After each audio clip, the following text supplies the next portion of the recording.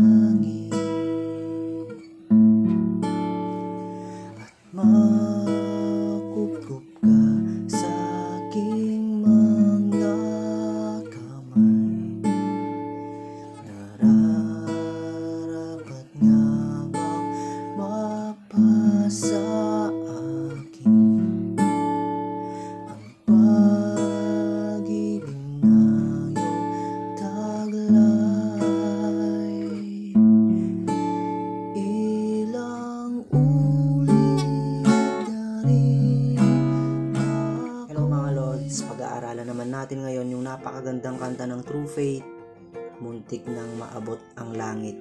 Napakadali lang yung mga chords nito guys, at napakaganda niya. Pag-aralan nyo na rin to. At nagpapa-shoutout nga pala yung Lods natin na si Brando Kilana. Shoutout sa'yo Lods, pag-aralan mo na rin to. Napakadali lang, siguradong matututunan nyo agad. Simulan na natin, let's go!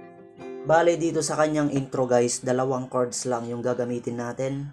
Ganun din sa kanyang verse, pareho lang yan guys. A major 7, tapos D major 7 over A. Turo natin yung unang chord, A major 7. Ito yung gagamitin nating intro. Kaysa, okay, lagay nyo yung middle finger nyo dito sa 4th fret 6. Sorry, 4th string 6th fret. Yan, dito. Tapos itong hintuturo naman, 2nd string 5th fret. Yan guys ha, 2nd string 5th fret. Tapos itong ring finger nyo, 1st string ng 7th fret. Ganyan yung position natin. Dito sa intro guys ha, A major 7 yan. Ganito yung magiging tunog nya. Okay, yung pag-pluck ko doon, 5-4. Tapos kinalabit ko yung 1-2-3 na string, magkakasabay, pataas. Okay, ulitin natin. Ganun lang. Tapos next chord, diba, D major 7 over A.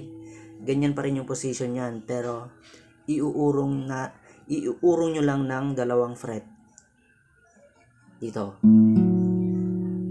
Ganun pa rin yung pag-pluck, 5-4, tapos 1-2-3 sabay. Okay, then babalik kayo sa A major 7. Then D major 7 over A. Ganun lang yung intro niya guys, diba? Pwede rin natin gawin yon sa kanyang verse. Okay? Testingin natin yung verse. Muntik nang maabot ang langit at makupkup ka sa aking mga kamay. Okay, tuloy-tuloy lang yun guys. 8 times yung uulitin. Nararapat nga bang mapasa akin ang pag-ibig na iyong taglay? Yan, chorus. Diba? Napakasimple lang. Meron din akong i-recommenda guys. Kung nahihirapan kayo doon, pwedeng mag-normal A major 7 lang kayo. Ito, mamimili kayo, di ba? Yan. Alam nyo na ba yung A major 7? Sige, tuturo natin. Yung ring finger guys ha, 2nd string, 2nd fret. Tapos yung middle finger, 4th string, 2nd fret pa rin. Yung hintuturo, 1st fret, 3rd string. Yan, parang D major 7 position lang siya, pero dito. Tapos yung pag-pluck natin, ganito. 5, 3, then strum. Yun. Yung strum guys, dalawang beses na strum pababa. Sige, tawagin na lang natin yung down. Okay, 5-3, down. Yan. Tapos sa D major 7 naman, ganito lang. Yung tatlong string na yan, 2nd fret. Yan. I-bar nyo yan. Tapos ang pag-pluck natin, 5-4, down. Ganun lang guys. Pwedeng yun din yung gamitin nyo. Okay. Try natin. Muntik nang maabot ang langit at makupkup ka sa aking mga kamay. Nararapat nang mapasa akin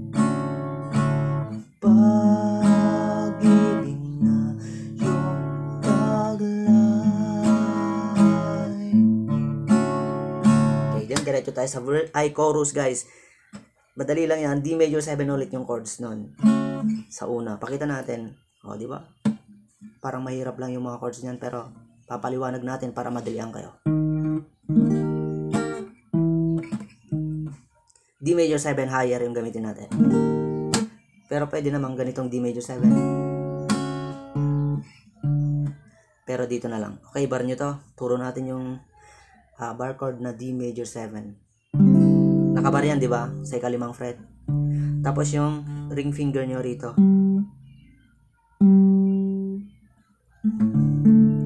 Yung ring finger nyo sa 4th string ng 7 fret.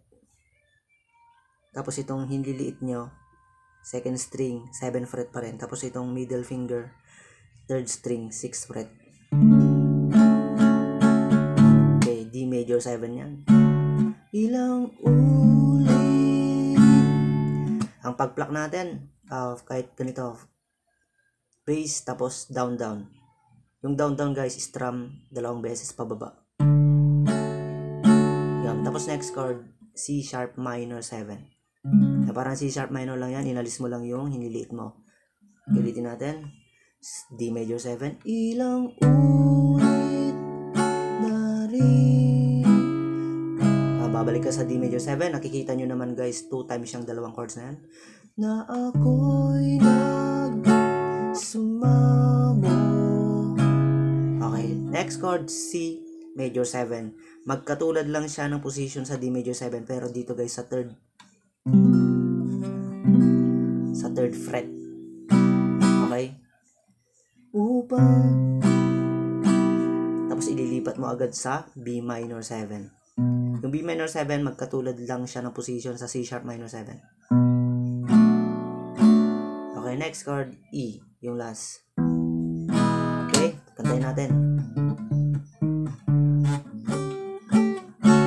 Ilang ulit na rin na ako'y nagsumamo upang ang iyong puso ay aking makamit. Dun sa part na kamit ay idagdag nyo tong hinliliit sa 3rd string, 2nd fret. Isus 4 yan, tapos magiging E. Makamit. Then bibitawan nyo na yung hiniliit. Aalisin nyo na. Ganun lang yung chorus niya guys. Ulitin natin. Ilang ulit na rin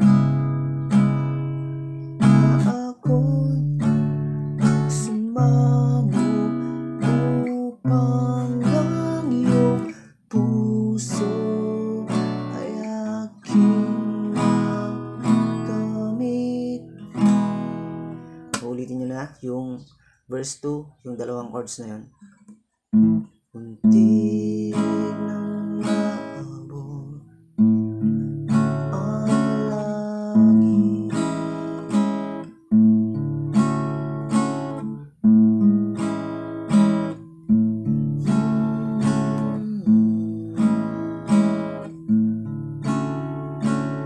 Tuloy-tuloy lang naman yung dalawang chords na to guys.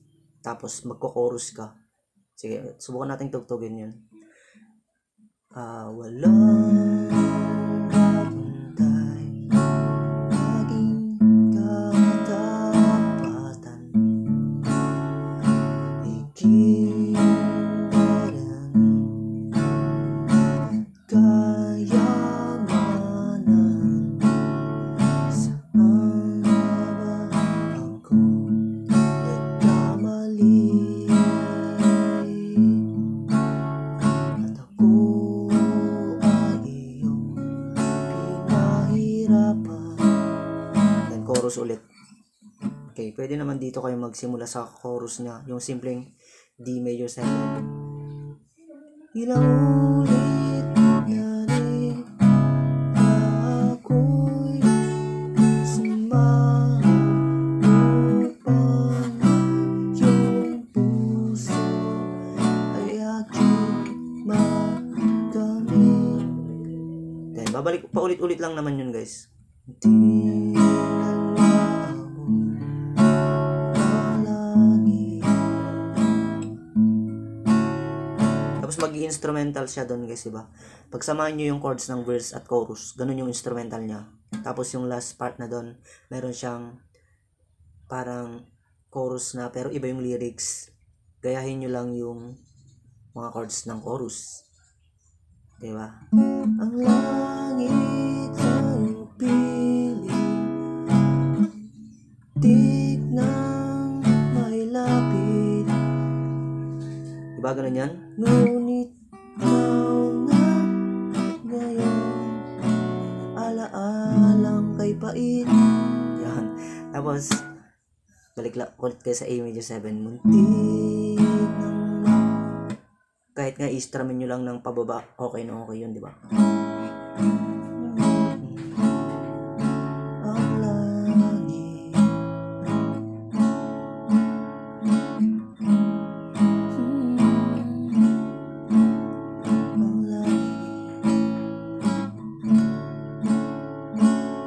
okay, ganun lang kasimple guys, yung muntik nang maabot ang langit. Napakagandang kanta. Practicein nyo guys ha. Balik-balikan nyo, i-rewind nyo kung hindi nyo nakuha. Okay, yun lang guys. Maraming salamat. Bye-bye.